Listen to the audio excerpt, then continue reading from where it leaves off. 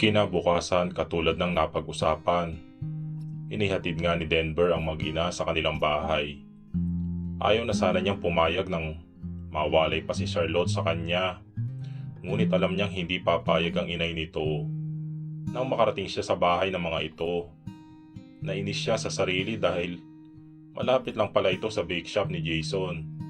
Kung alam lamang niya, di sana'y ginalugad niya ang lugar na yon, mahanap lang ito. Nakilala na rin niya ang best friend nito na si Leslie.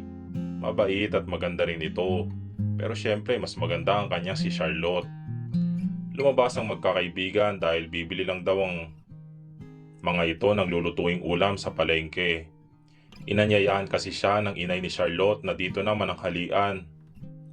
Ipinagpasalamat naman niya na nagkasolo sila ng inay ni Charlotte dahil balak niya talagang kausapin ito tungkol sa kanilang dalawa ng anak nito. "Tita, maaari ko po ba kayong makausap?" Medyo nahihiya pang panimula niya. "Bakit iho? Ano ba yon?" Tanong nito sa kanya. "Tungkol po sa amin sana ni Charlotte. Alam niyo naman po siguro na buntis siya, hindi ba?" Kinakabahan pa rin sabi niya. "Oo naman. Teka, paano mo namang nalaman ang tungkol dyan, iho?" Nagtatakang tanong nito. Sinabi po kasi kahapon, pinagtapat po kasi sa akin kagabi ni Charlotte habang kami kumakain." Tila may bikig ang lalamunang pagsisinungaling niya dito. Ganun ba? Mabuti naman at nakapagdesisyon na pala ang batang yun," sabi nito. "Opo, nagkaayos na po kasi kami. May konting hindi lang po kami pagkakaunawaan. Kaya nagtampo siya sa akin." Paliwanag niya. "Yun bang tungkol kay Charlene, iho?" Nagulat siya sa tinura nito. "Alam ko na ang lahat dahil nabanggit na sa akin ni Charlotte yan kagabi." Tila naintindihan nito ang nasa isip niya. "Tita, totoong minahal ko po ang panganay niyo. Napakatagal na panahon nang bago ako nakabalik sa totoong ako. Simula lamang na makilala ko si Charlotte. Mahal na mahal ko po si Maxine. Si Charlene. Kahit naman po wala na siya at ngayon ay mahal ko na ay si Charlotte. Hindi pa rin po mawawala ng ganun-ganun na lang ang pagmamahal ko kay Charlene. Dahil siya ang una kong pag-ibig. Kaya hindi siguro siya mawawala ng puwang sa puso ko. Palagi pong may nakalaan para sa kanya. Pero nakaraan na po yun. Ang mahalaga po ay ang kasalukuyan. Mahal na mahal ko po si Charlotte, tita. Sa totoo lang po, bala ko na siyang pakasalan bago niya ako iwan na lang ng bigla." Mahabang paliwanag niya. "Naiintindihan kita, iho. Nakakatuwa ngang isipin na iisa ang minahal ng lalaki ng mga anak ko. Marahil si Charlene ang gumawa ng paraan para magkalapit kayong dalawa ni Charlotte. Nauna din kitang makita, magana agad ang loob ko sa'yo. Kahit medyo hindi maganda ang inasal mo sa harapan ko noon." Pahayag nito. Napakamot siya ng noo at pakiramdam niya tila umakyat lahat ng dugo niya sa ulo. "Sorry po talaga, tita. Hindi ko po kasi napigilan ang sarili ko eh. Talagang na-excite lamang ako na makita at mayakap si Charlotte." Kakamot-kamot sa ulong paliwanag niya. "Nagbibiro lang ako, iho. Naiintindihan ko naman." Nakangiti nitong sabi. "Tita, bala ko sanang ayaing magpakasal si Charlotte sa pag-uwi natin sa Bicol. Pero pwede po bang doon na lang din natin pag-usapan sa Bicol ng lahat?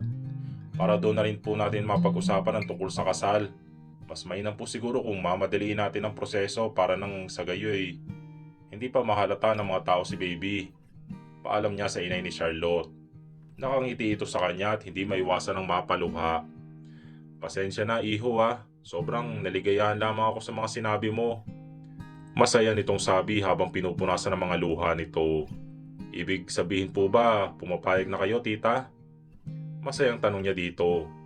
"Oo naman. Kung saan magiging masaya ang aking anak. Handa akong suportahan siya. Lalo na ngayon magiging ina na rin siya." Masayang sagot din ito. "Salamat po. Hindi po kayo magsisisi, tita. Baka mamahalin ko po ang anak ninyo." Madamdaming sabi niya. Medyo naluluha pa siya dahil akala niya mahihirapan siyang kumbinsihin ito. Pero heto't napakadali nitang sumang-ayon sa pinaplano niya. Dumating na ang magkaibigan at nagkukwentuhan silang tatlo habang nagluluto naman ang inay ni Charlotte. Nagpresenta siyang tulungan ito sa pagluluto, ngunit tumanggi ito. Nang makatapos magluto ang inay ni Charlotte, naghain na ang magkaibigan at masaya sila na nanghalian.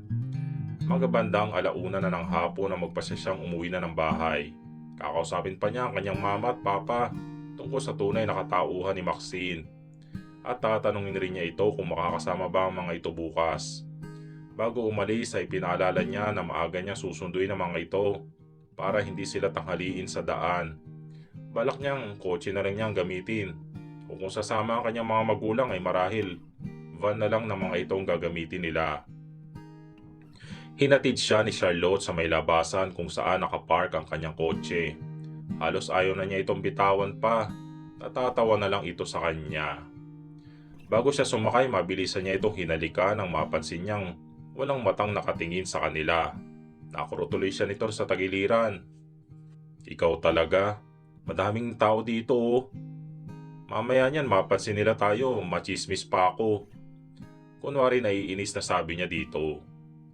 Sorry na love, kasi naman palagi na lang akong inaakit ng labi mo, halikan ka. Natatawa niyang hingin pa umanhin dito. Aba, teka nga, kasalanan pa talaga ng labi ko ha? Natatawang sabi nito. Joke lang po, I love you. Nakangiti niya sabi dito. Pangiti naman itong ani mong kinikilig sa sinabi niya. I love you too. Sige na, sumakay ka na. Tugon nito. Tumalima naman siya. Bye babe. Bye baby. Love ka ni daddy ha. I love you so much mommy. Nakangiti niya sabi dito. I love you more daddy. Sige na po, umalis ka na. Tila kinikilig nitong sabi. Opo, masusunod po kamahalan. Hehehe. Ingat kayo ni baby ha. Yun lang at pinandar na niya ang makina. Opo, ingat sa pagdadrive ha. Sabi nito. Pagkuway-kumuway ito nang sinimulan na niya mag-drive. Halos 2 oras na tinakbo ang patungong condo unit dahil medyo traffic na ng mga sandaling iyon. Tinawagan agad niya ang kanyang mama at papa. Pinagtapat niya tungkol sa natuklasan at ang balak na pagtungo nila sa Bicol bukas. Sumang-ayon ang mga ito. Nais daw nila makaharap ang tunay na magulang ni Maxine. Isa pa, nais din ng mga ito makita ang kanilang magulang. Ang kanyang lolo at lola na halos hirap na hirap mamuhay. Muli ng normal ito simula nang mamatay si Maxine. Ilang taon din itong tumira sa poder ng kanyang mga magulang bago nagpa siyang umuwi sa probinsya. Ngunit hindi na sa dating bahay nila ito tumira. Binilhan ng lupa at pinatayuan ng bungalow na klase ng bahay ng kanyang papa ang mga ito. Nadala na kasi sila tumira pa sa bahay na hindi konkreto. Napagkasunduan nila ang magtungo nila ang kanyang papa at mama sa kanyang kondo. Ang van ng mga ito ang kanilang gagamitin. Natulog na maaga si Denver para naman hindi siya antukin sa pagdadrive patungong Bicol.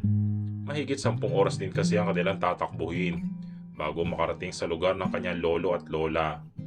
Pero syempre tumawag muna siya kay Charlotte. Marinig lamang niya ang boses nito ay masaya na siya. Madaling araw na nang dumating ang kanyang mga magulang. Naligo lamang siya at nagsilid ng ilang mga damit sa bag saka nagkape bago sila nagpasyang sunduin ng mag-ina. Pagdating nila ay nakaredy na rin agad sina Charlotte. Tinulungan niya ang mga ito na buhatin ang kanilang bag. Si Leslie ay kasama din nila. Katabi niya sa unahan si Charlotte. Ang kanyang papa at mama naman ay magkatabi sa pangalawang upuan. At sina Leslie at ang inay ni Sha ay sa hulihan. Natuwa siya dahil nagkasundo agad ang kanyang mama at inay ni Charlotte. Naging maayos naman ang biyahe nila. Halos hindi nakakatulog ang mga ito dahil hindi nauubusan ang kwento ang kanyang mama. Naabutan sila ng tanghalian kaya tumigil muna sila sa isang nadaanan nilang restaurant. Matapos kumain ay nagpahinga na sila ng mga 15 minutes bago nagbiyahe na naman. Mga 4 o'clock na makarating sila sa bagong bahay ng kanilang lola.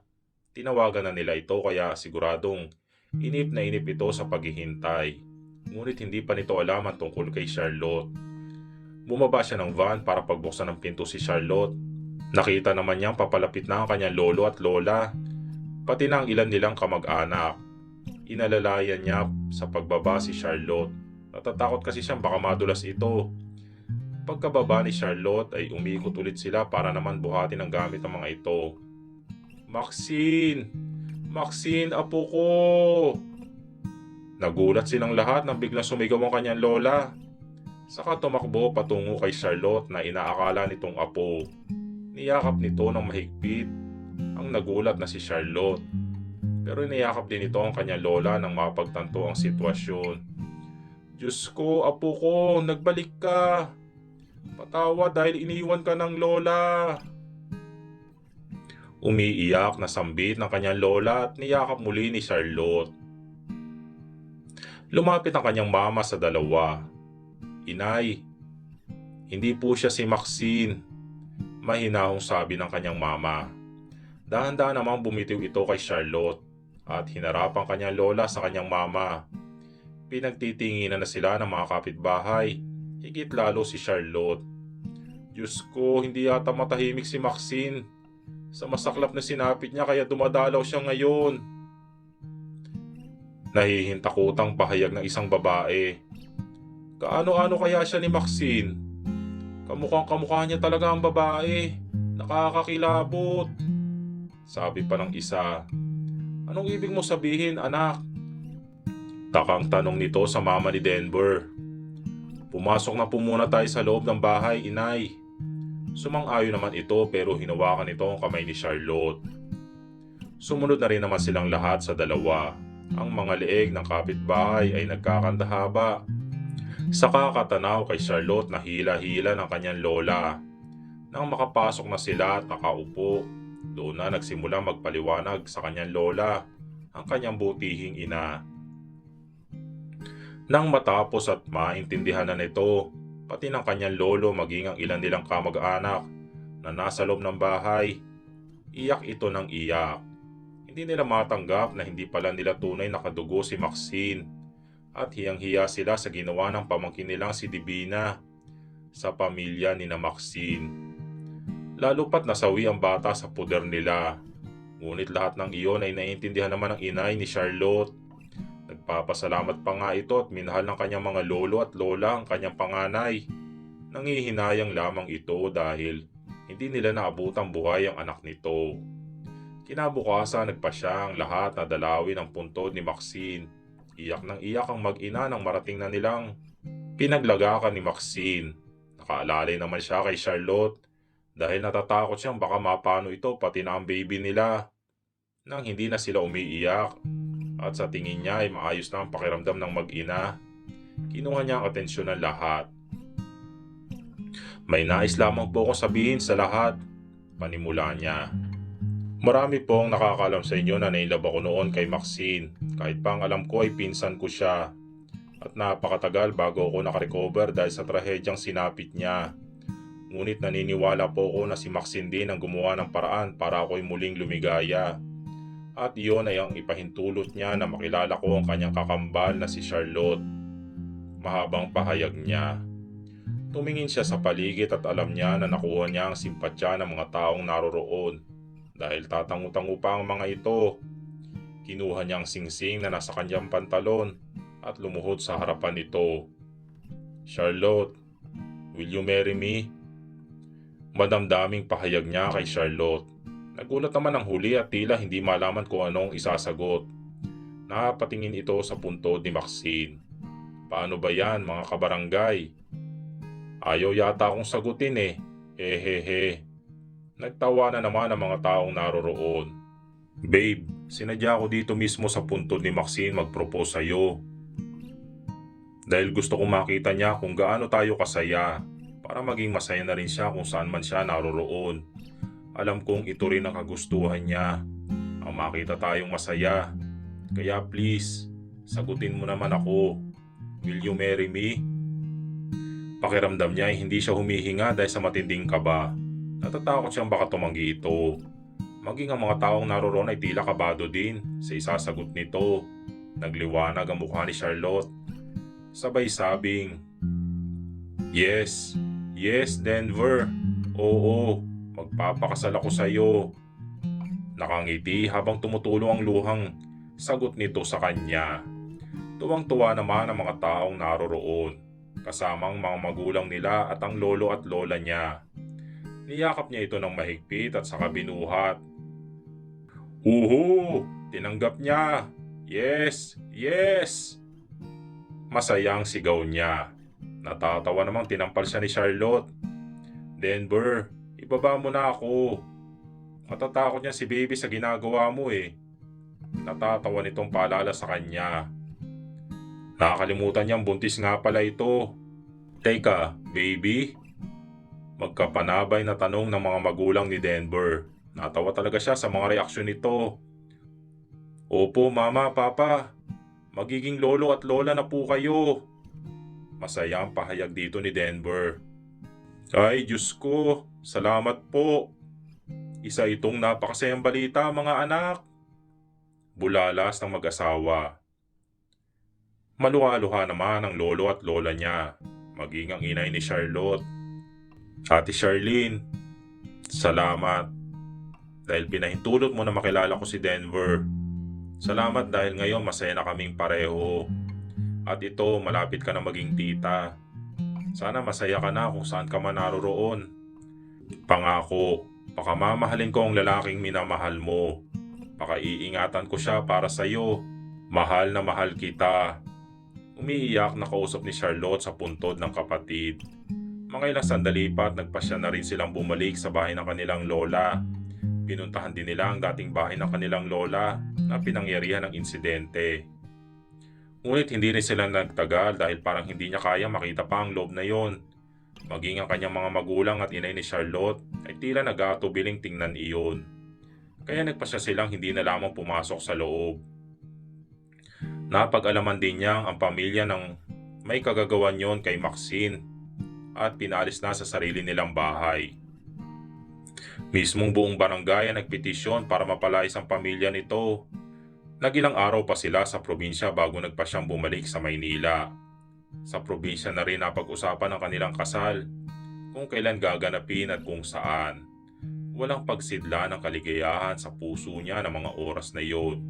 Ngayon, tiyak na ngang magiging kabiyak na niya si Charlotte, ang babaeng kanyang pinakamamahal. Itutuloy.